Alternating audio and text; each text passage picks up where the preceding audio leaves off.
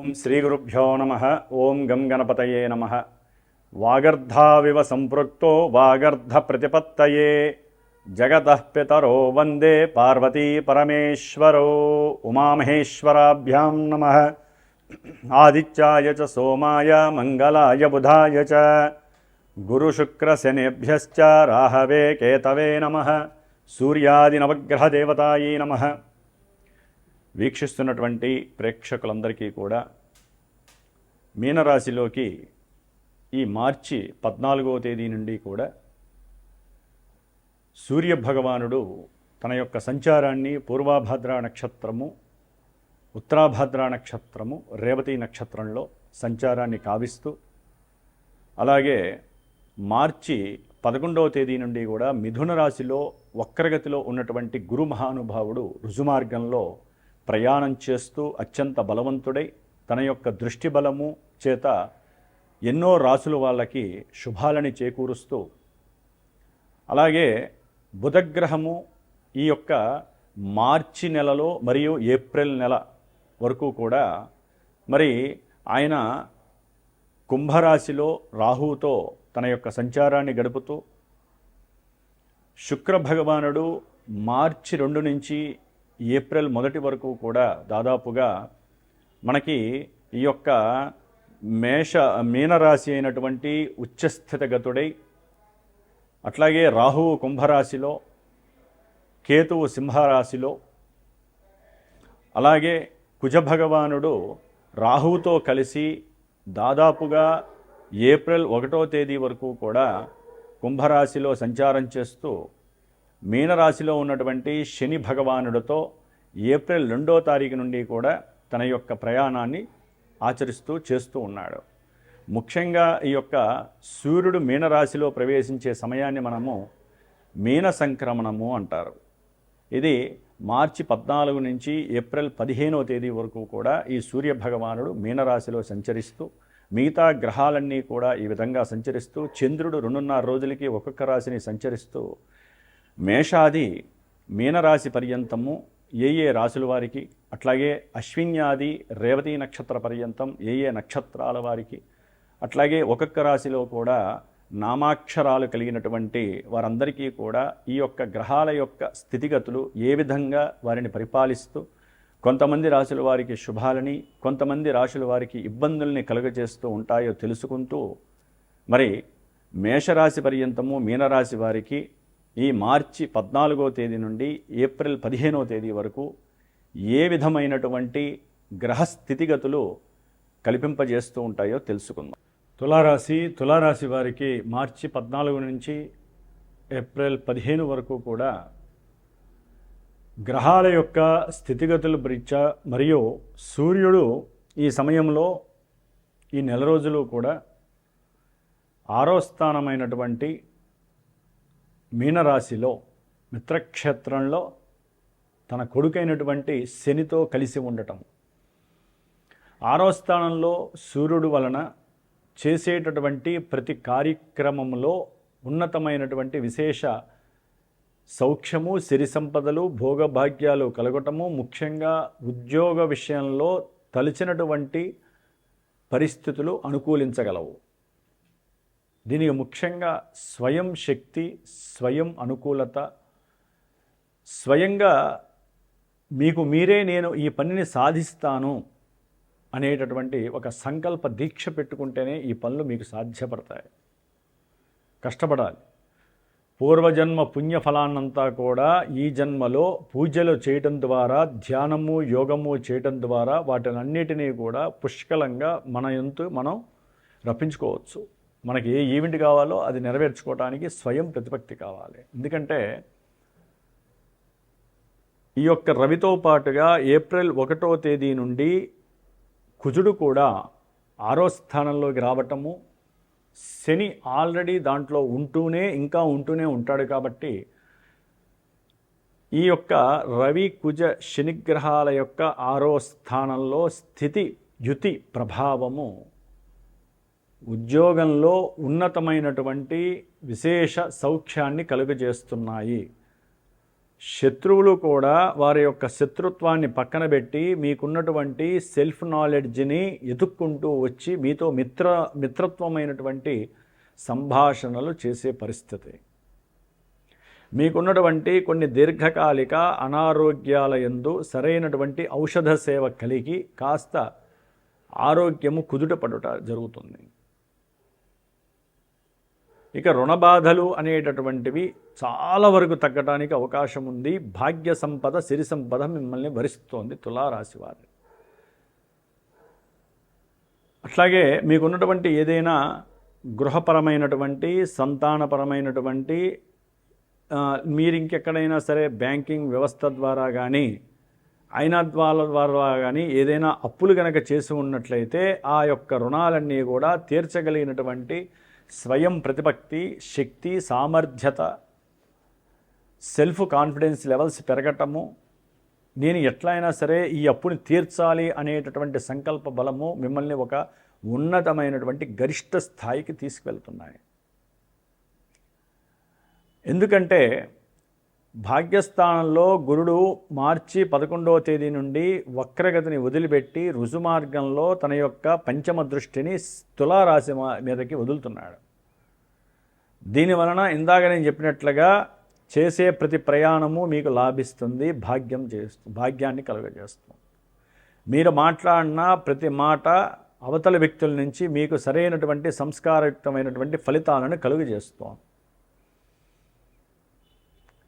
అలాగే విద్య, ఆరోగ్యము, కుటుంబ బాధ్యతలు, కుటుంబంలో మీకు ఉన్నటువంటి శక్తిని పొగిడేటటువంటి పరిస్థితులు, అవతల వ్యక్తులను మిమ్మల్ని అర్థం చేసుకొని మీతో మాట్లాడే శక్తి, ఉద్యోగంలో మీకంటూ ఉన్నటువంటి ఒక స్టామినా మీకు సౌకర్యవంతమైనటువంటి పరిస్థితులను కలుగజేస్తుంది. విద్యార్థులకి విద్య యందు విశేషమైనటువంటి అకుంఠిత దీక్ష కలగడానికి ఎక్కువ అవకాశం ఉంది. అయితే తులారాశి వారికి పంచమంలో ఉన్నటువంటి రాహుగ్రహము సర్వ విధమైనటువంటి దోషాలని కలుగజేస్తుంది. అంటే వీరికి ఉన్నటువంటి అనారోగ్యం తగ్గినట్టే తగ్గుతుంది, మళ్ళీ కాస్త ఇబ్బందులు ఎదురయ్యే అవకాశం ఉంటుంది. శత్రువులు మారినా కూడా మీకు ఆలోచించడానికి భయం వేస్తూ ఉంటుంది. వీళ్ళు నిజంగా మారారా లేరా, ఇంకా వెన్నుపోటు ఏమన్నా పొడుస్తాడా, ఒక భ్రమ, ఒక భ్రాంతి. అట్లాగే అప్పులు తీర్చినట్టే ఉంటాయి, కానీ ఇంకా చూస్తే చాలా అప్పులు ఉంటాయి, అర్థం కాదు. ఎంత కష్టపడ్డా ఎంత తీర్చినా అప్పులన్నీ అట్లాగే ఉన్నాయని చెప్పి మానసిక వేధ, ఆలోచనలు కోల్పోవటం, చేసే ప్రతి పని యందు కూడా చేయగలిగే స్టామినా ఉన్నప్పటికీ, స్వయం శక్తిగా పోరాడుతున్నప్పటికీ ఎక్కడో తెలియనటువంటి ఒక నిరుత్సాహము, నాకేం తెలియదేమో, నాకు తెలిసినవన్నీ కూడా ఉపయోగపడవేమో, నేను ఈ లోకానికి పనికిరానేమో అనేటటువంటి ఎక్కడో స్వల్పమైనటువంటి మానసిక అభద్రతా లోపం కలుగుతుంది రాహువు వలన. అట్లాగే లాభంలో ఉన్నటువంటి కేతువు సర్వదా కార్యాలని లాభం చేస్తున్నాడు, ఉద్యోగంలో మంచి ప్రమోషన్స్ ఇస్తున్నాడు, అప్పుల్ని తీర్చే శక్తిని ఇస్తున్నాడు. ఫ్రెండ్స్ కూడా మీ ఉద్యోగ వ్యాపార ధర్మాదులకి చెట్టు నాటిన తర్వాత నీరు పోయడానికి ఎవరైనా సహకరించినట్లుగా మీకు ఉపయోగపడి సహకరించడానికి అవకాశాలు ఉన్నాయి. కాబట్టి తులారాశి వారికి గురుబలము, కేతు యొక్క బలము, రవి బలము, కుజ శనిగ్రహ బలము, అట్లాగే ఈ యొక్క గ్రహబలాలు చాలా అనుకూలంగా ఉన్నాయి.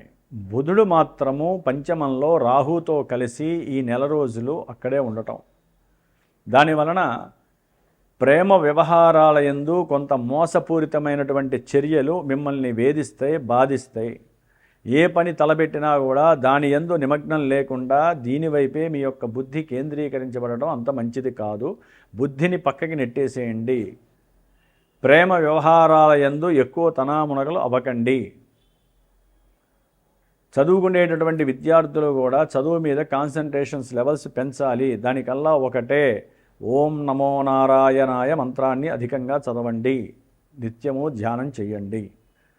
ఇక శుక్రుడు చూస్తే మార్చి 27 వరకు భార్యాభర్తల మధ్య అల్లకల్లోలమైనటువంటి పరిస్థితి, అకస్మాత్తుగా ఎన్నో రకాలైనటువంటి ఆర్థిక అసంఘటితమైనటువంటి పరిస్థితులు, స్త్రీలతో జగడాలు, సమస్యలు, విద్యాలయాదుల్లో ప్రేమించినటువంటి యువకులకి పరిచయాలు ఏర్పడటము, ఇంతలోనే వారు అనుకోని సంఘటనల ద్వారా వారి మధ్య విభేదం కలగటం.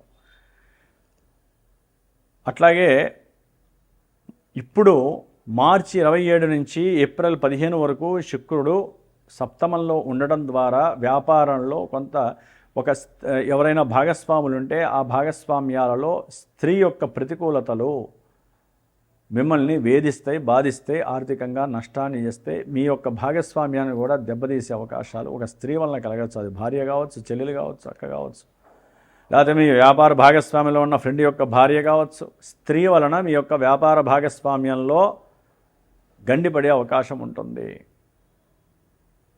అట్లాగే భార్యాభర్తల మధ్య ధన విషయంలో కావచ్చు, బంధువుల యొక్క ప్రమేయం కావచ్చు, మీకున్నటువంటి కొన్ని ఈగో ఫీలింగ్స్ వల్ల కావచ్చు, భార్యాభర్తల మధ్య కాస్త జనరంజకం కానటువంటి గొడవలు, పరిస్థితులు మీరు ఎదుర్కొనే పరిస్థితులు ఉంటాయి. కొంచెం జాగ్రత్తగా ఉండండి.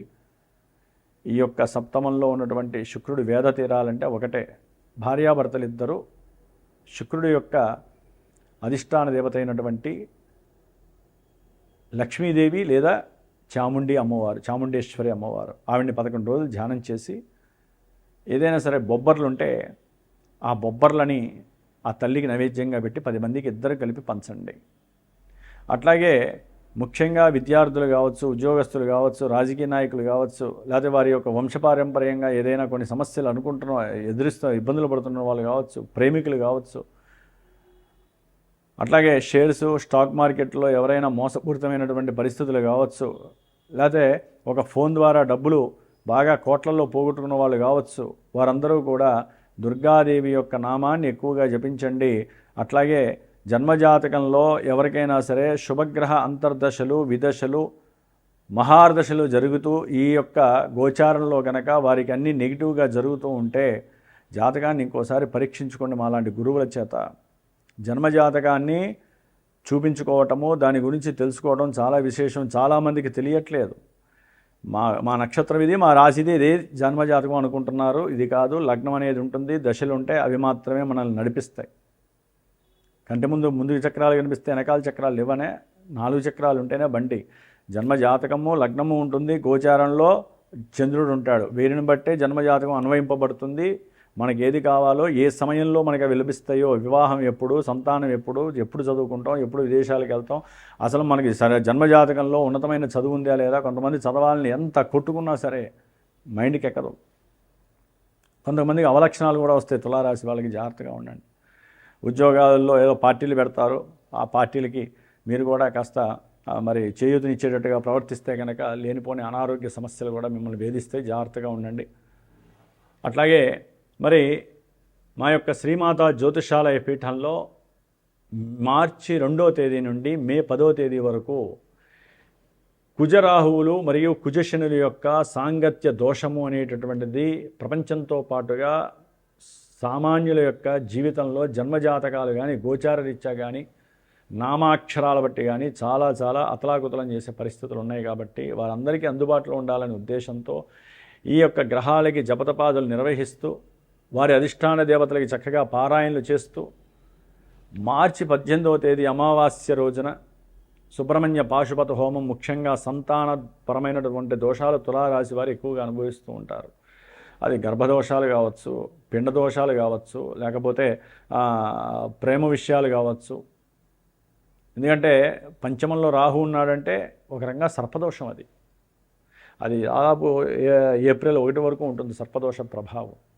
అందుకని అన్నిటి పరంగా ఈ యొక్క దోష నివృత్తి కోసము ముఖ్యంగా సర్పాలకి అధిష్టాన దేవత అయినటువంటి రాహుకేతువుల్ని వారి యొక్క శక్తిని తగ్గించి మనకి అనుకూలమైన పరిస్థితులు ఇవ్వడానికి సుబ్రహ్మణ్యేశ్వరుడు ఒక్కడే మనకి శ్రీరామ రక్ష. ఆయన యొక్క పాశుపత హోమము ఏప్రిల్ 17 అమావాస్య రోజున హనుమంతుల వారు కుజశనుల యొక్క 6వ స్థానంలో కలిసి ఉన్నప్పటికీ కూడా అది మహాదోషప్రదమైనటువంటి కాబట్టి హనుమంతుడి యొక్క అనుకూలత కలగటానికి ఈ యొక్క ప్రయత్నపూర్వకంగా చేస్తున్నాం. కాబట్టి ఎవరైనా ఈ యొక్క హోమాదుల్లో, పూజల్లో పాల్గొనే వాళ్ళు ఫోన్ చేయండి.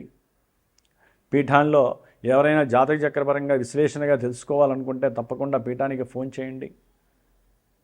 మరి మీకు అనుకూలమైనటువంటి ఆ వాగ్భాషణ, ఆ సరస్వతీదేవి కటాక్షం నాకు కలిగి, నా ద్వారా మీకు కలిగి మీకున్నటువంటి సమస్యల నివృత్తికి మరి ఇది చాలా దోహదపడుతుందనే ఉద్దేశంతో చెప్తూ, తులారాశి వారు దుర్గాదేవి ఆరాధన అధికంగా చేయండి, నమో నారాయణ జపం చేయండి, అన్ని విషయాలలో మీకు సౌఖ్యంగా ఉంటారు.